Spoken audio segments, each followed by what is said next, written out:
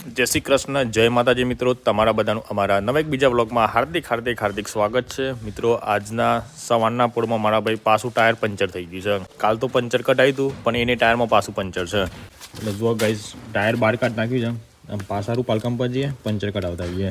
હા લે વાણી ફરે ઉઠાય તો પૈસા ના આપવાના. તાર ધમ કાવાના બરોબર. લે હડતા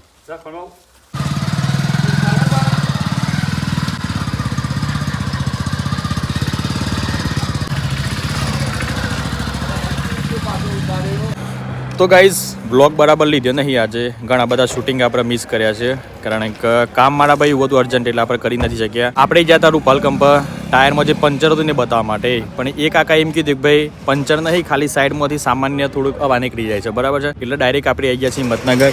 કીધું નવા ટાયર નખાવી દઈએ, પણ ટાયર નખાવાની જરૂર નહીં. એટલે સ્ટાર્ટ વ્હીલ એલિમેન્ટમાં આવ્યા છે એવા ભાઈ ખાલી સાઈડમાં બરોબર ફિટિંગ કરી આલ્યું આ ટાયરમાં, બરોબર. અને આમ સોયથી હવા કરતી નહીં. એટલે આ જ વિચાર આપણે એવો છે કે ગાડી આખી કમ્પ્લીટ વોશ કરાવી દઈએ, અંદરથી વોશ કરીએ અને બહારથી વોશ કરાવીએ. જુઓ ગાઈઝ, અંદર ધૂળ કેટલી બધી કરી છે. આખી ગાડીમાં ધૂળ જ છે આ એરિયામાં. ખતમ ગાઈઝ, જુઓ તમને ગાડીના અંદરની ધૂળ બતાવીએ કેટલી બધી માટી થઈ ગઈ છે અંદર. તે પેલી બાજુ દેખાય અને આ બાજુ આખી ગાડીમાં નીચે તો બધી ધૂળ જ થઈ ગઈ છે.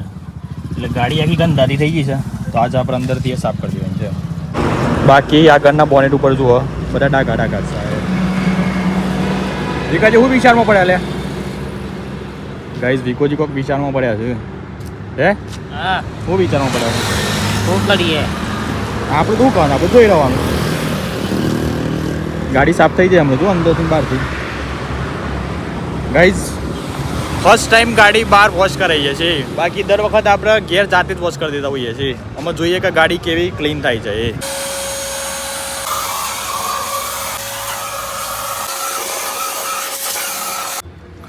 તો ગાઈઝ, ફાઇનલી અંદરથી ગાડી મસ્ત વોશ થઈ ગઈ છે.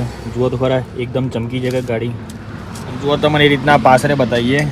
ગાડી તો આખી ગંદાથી થઈ ગઈ હતી, ધૂળ થઈ ગઈ હતી. અને જુઓ કત્તીએ છે ધૂળથી કાઢી આખી ગાડી અંદરથી એકદમ ચમકી ગઈ છે ભાઈ. આમ ખાલી બહારથી સાફ કરવાની બાકી છે. આ બધી ધૂળ થઈ ગયેલી છે ને.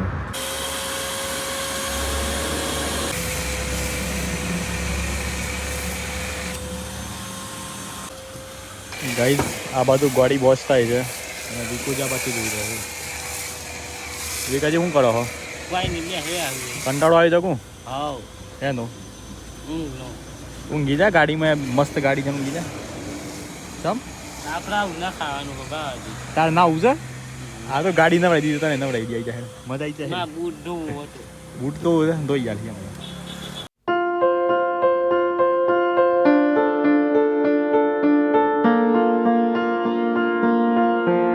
તો ગાઈઝ, ફાઇનલી ગાડી વોશિંગ થઈ ગઈ છે અને જુઓ તમને બતાવીએ એક નંબર લુક આવ્યો છે ગાડીનો. ઓરિજિનલ કલરમાં આવી ગઈ છે. બાકી જુઓ તમે વોશિંગ જુઓ મારા ભાઈ, એક નંબર વોશિંગ છે. આખી ગાડી ચકાચક થઈ ગઈ છે, નીટ એન્ડ ક્લીન એકદમ. હા, જુઓ ગાઈઝ, તમને થોડુંક અંદરથી બતાવીએ એટલે હું તમને ખબર પડે. દેખાય ગાડી ખરેખર ખતરનાક સાફ કરી દો ભાઈ, એક નંબર. હું કેવું વિકા, ગાડી કેવી સાફ થઈ જવી કા? હાલથી આ જુઓ. હા, આ નીચે પેલો આલે છે મિલવા જાય તો કાગળ છે. બાકી જુઓ તમને થોડું પાછળ બતાવીએ એટલે હું પરફેક્ટ અંદાજ આવે આપણને.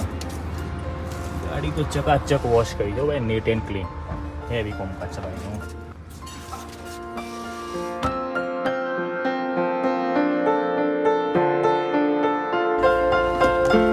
તો ગાઈઝ, ફાઇનલી 3 વાગ્યા 1 મિનિટ થઈ ગઈ છે અને હવે આપણે નીકળીએ છીએ ઓયથી ઘર તરફ, બરોબર. બાકી વિકા ભૂખ લાગી છે? હા. તો લેડો ગાઈઝ, વિકાજીને ભૂખ લાગી છે તો ચોક વ્યવસ્થિત હોટલમાં જઈએ અને મસ્ત મજાનો નાસ્તો કરીએ. ગાઈઝ, ખરેખર બહુ એકદમ આમ તો રિઝનેબલ ભાવ કહેવાય. ખાલી 300 રૂપિયા લીધા છે, બરાબર છે. બાકી ગાડી એકદમ ચકાચક વોશે થઈ ગઈ છે અને બીજી થોડુંક વસ્તુ એ કરાવી છે અંદર. પંચર ના કાઢેલું કોઈ? હા, લેડો. અને મેં પોલીસ માં લાવી દીધી. હા, કે ને બૂટ ને? હા, ઉપર ને બગાય પાછું.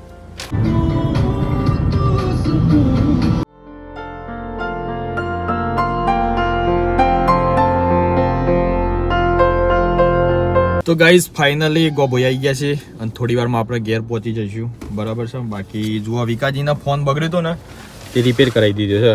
વિકાજી કેટલા પૈસા લીધા? 1000 રૂપિયા કેટલા ભાઈ? 1000 રૂપિયા થયા ભાઈ ના. જુઓ એટલે વિકાજી હા ફોન તો તમારો કમ્પ્લીટ થઈ ગયો પણ હા જવાનું યાર. શું કીધું? હા આમથી હા જવજો હો ને. બાકી ગાઈઝ એક નવા ભાઈ ઉદઘાટન કર્યું હતું ચાનું. આપણે શૂટિંગ નહીં લીધું પણ ચા પીધી છે. વિકાજી તમને ચા કેવી લાગી? એવી પેલા કડવી લાગી છે, કડવી લાગી બરોબર. પછી ડુંટીમાં જઈને કે મેઠી લાગી. એવું હા ગાઈઝ ઓબરે ડુંટીમાં જ એટલે મેઠી લાગી. આ શું કહેવાય લે? તમારે ચા બધું ડુંટીમાં જાય છે? હા ડુંટીમાં જાહે માર છે જતું હે ભાઈ. આ તો મને આમ હું કેવું મારે આમ. કોમેડી કહેવાય ને. હા તો લેડો ગાઈઝ, વિક્રમજીને ભૂખ લાગી છે તો મસ્ત મજાનો નાસ્તો કરાવતા આવીએ બરોબર. પછી નીકળી જઈએ ઘેર. હા ચલો વિકાજી તા ચાલો. ગાઈઝ જબરજસ્ત ભૂખ લાગી છે એટલે નાસ્તો કરવા માટે આવી ગયા છીએ. જો આપણે થોડાક બિસ્કિટ લીધા છે અલગ અલગ ટાઈપના બરોબર છે. થોડીક ધોણી લીધી છે પોપકોર્ન, સાથે વિકાજીએ પાપડી લીધી છે અને તો આમાં ચટણી લેવા ગયા છે. ગાઈઝ પાપડી અંગાથી મોસ્ટલી પીળી ચટણી આવતી હોય છે અને આખા તો લીલી ચટણી આવી છે. વિકાજી ખાઈને હા સુગોલ છો પાછા હો, જે બોલો હોય છે ઉભા હાથમાં કહેજો ખાલી. કારણ કે મેં તો પહેલી વખત જ જોઈ છે આવી પાપડી.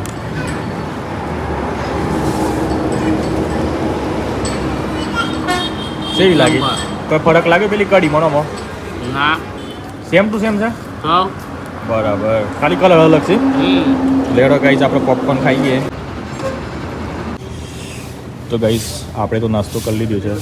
તો વિકાજીને ચાલુ છે નાસ્તો. વિકાજી કેટલા આવ્યું? હા પતાવી દો પતાવી દો. ચટણી ખાધી ના ખાધી લે?